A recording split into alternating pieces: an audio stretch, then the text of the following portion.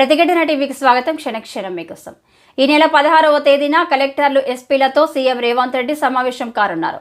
ఈ సమావేశంలో ప్రభుత్వ శాఖల ముఖ్య కార్యదర్శులతో సమావేశం ఏర్పాటు చేయనున్నారు. బదిలీల ప్రక్రియ, ఉన్నతాధికారుల బదిలీల పూర్తయిన నేపథ్యంలో సమావేశమవుతారు.